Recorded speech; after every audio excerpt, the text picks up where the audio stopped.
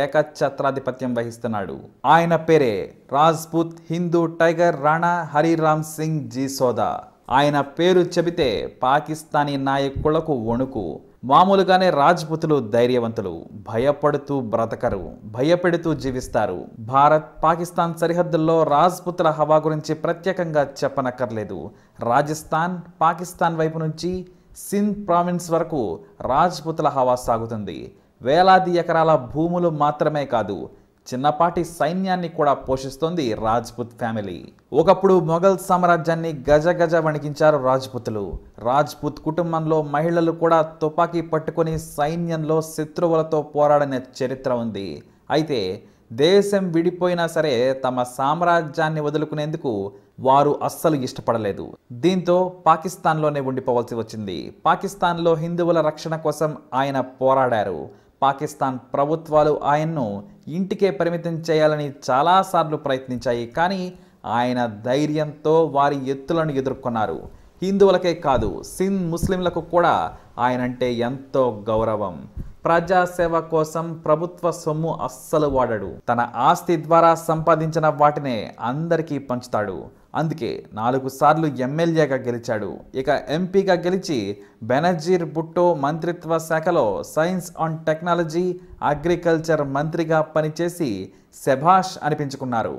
అయితే ముస్లిం అతివాదులు ఎన్ని విమర్శలు చేసినా భుట్టో ఆయనకు బాసటగా నిలిచారు. ఆ తర్వాత నవాజ్ షరీఫ్ కూడా ఆయనకు ఎంతో గౌరవం ఇచ్చారు. ఉమర్ కోట్ రాజ్పుత్ కుటుంబాన్ని పాకిస్తాన్ ప్రభుత్వాలు టచ్ కూడా చేయలేవు. ఎందుకంటే వారి దగ్గర డబ్బు, జనబలం మాత్రమే కాదు, అంతకు మించిన ధైర్యం ఉంది. రాజ్పుతులు తలుచుకుంటే హిందువులను ఏకం చేసి ధైర్యంగా పోరాడగలరు. ఒక రాష్ట్ర ప్రభుత్వాన్ని శాసించగల డబ్బు ఉండడంతో వెనకడుగు వేస్తూ ఉన్నారు. ఇక నవాజ్ షరీఫ్ వచ్చాక రాజ్పుత్ ఫ్యామిలీకి కష్టకాలం ఎదురైంది. పాకిస్తాన్లో హిందువు పెత్తనం ఏంటని స్థానిక అధికారుల ద్వారా భయభ్రాంతులకు గురి చేశారు. అంతేకాదు రాజును చంపితే రాజ్పుతుల పెత్తనం తగ్గుతుందని కుట్ర చేశారు. కానీ ఎవ్వరిని కూడా ముట్టుకోలేకపోయారు. ఎందుకంటే కోటలోకి పోవాలంటే అంత సులభం కాదు. పైగా అంతర్జాతీయ ఒత్తిడులు వస్తాయని భయపడ్డారు. ఇప్పటికే రాజ్పుతులు చెబితే ఉమర్ కోట ఏరియాలో ఎంత పెద్ద ముస్లిం నాయకుడైనా సరే వినాల్సిందే. కరుణుగట్టిన మతవాదులున్న చోట ఒక హిందువు రాజులా వెలుగుతున్నాడు. అంతేకాదు బెనజీర్ భుట్టో సరైన గౌరవం ఇవ్వడం లేదని సొంత పార్టీ కూడా పెట్టుకున్నాడు. దాని పేరు పాకిస్తాన్ హింద్ పార్టీ. అప్పట్లో ఆయన్ను మీడియా కూడా ప్రశ్నించింది, భయం వేయడం లేదా అని. ఎందుకంటే నుదిటిపై తిలకం, కషాయం, తలపాగాతో పాకిస్తాన్ సెంటర్లో హిందూ పార్టీ పెట్టి సవాల్ చేశాడు హరిరామ్ సింగ్. అంతేకాదు నాకు పాకిస్తాన్ నాయకులను చూస్తే భయం లేదు, నేను అవినీతి చేయలేదు, చేయను కూడా. పాకిస్తాన్ జనం పన్నుల ద్వారా వచ్చిన సొమ్మును సొంతానికి వాడుకోలేదు, వాడుకోను కూడా.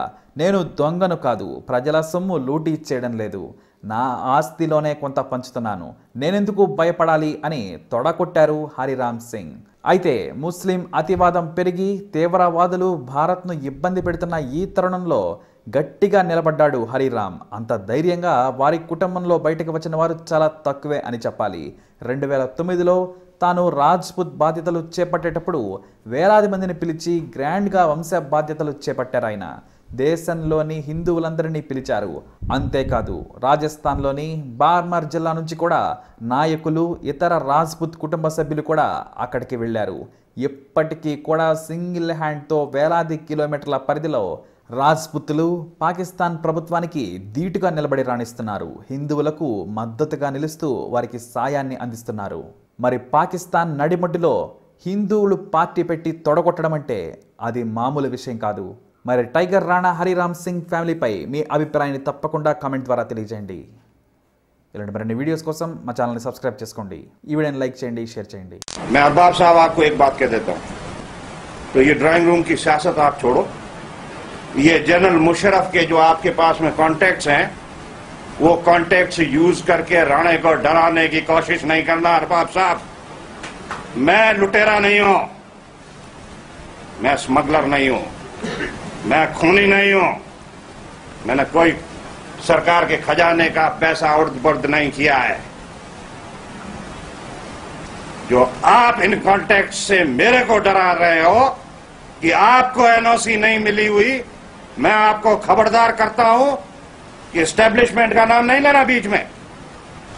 अपने जाति मुफाद के लिए एस्टेब्लिशमेंट का नाम नहीं ले। वो न्यूट्रल है, वो न्यूट्रल रहेगी। नहीं डराओ, मैं नहीं रहूंगा। मैं राम सिंह नहीं हूं जो तुम्हारी आपकी गिदड़ बच्चों से मैं भाग जाऊं। राणा यहां पे रहेगा। ये डांट का राणा है, ये डांट की पग है। आप अनापस्थिति की डड्डी, ये मतलब घोड़ी पे चढ़े हुए हो, इससे आप उतर जाओ। इस डिस्ट्रिक्ट हेडक्वार्टर में मैं भी आता हूं। ना मैं अनापस्थिति के डड्डी पे हूंगा, ना आप अपनी डड्डी पे होंगे। इज्जत और मान से, इज्जत और मान से नानी वेड़ा नहीं चलेगा, नानी वेड़ा नहीं चलेगा। इज्जत और मान से मेरे से बात करे। मैं आपको इज्जत देने के लिए तैयार हूं। टिकट हाथ उठाने की बात नहीं करना। जो जिसका हक है उसकी बात आप भी करेंगे, मैं भी करूंगा। आप मेरा साथ दें, मैं आपका साथ दूं। मैं स्मगलरों के टोले के अंदर नहीं रहता अरबाब साहब। आप सिर्फ एक ऑनेस्ट नहीं है। मैं स्मगलरों की टोली के अंदर नहीं रहता। मैं स्मगलरों के घर के अंदर रोटी नहीं खाता। मैं स्मगलरों के घर के अंदर नहीं सोता। मैं खूनियों के घर के अंदर नहीं सोता। खबरदार हो जाओ।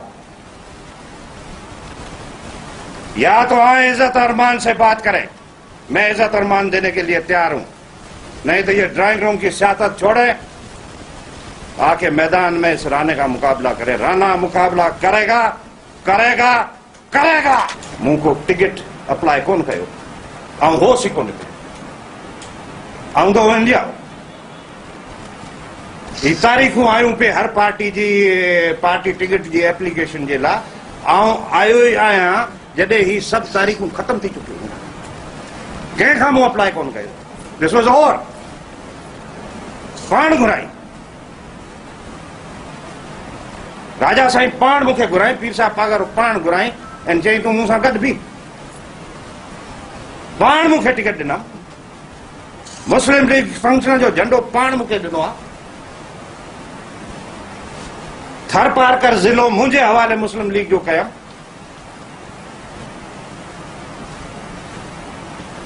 मुस्लिम लीग थर पारकर में हुई किथे?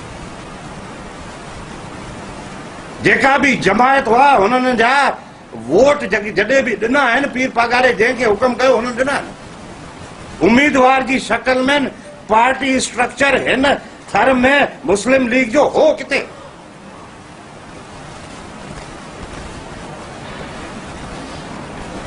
मूं चैलेंज जो एक्सेप्ट कयो।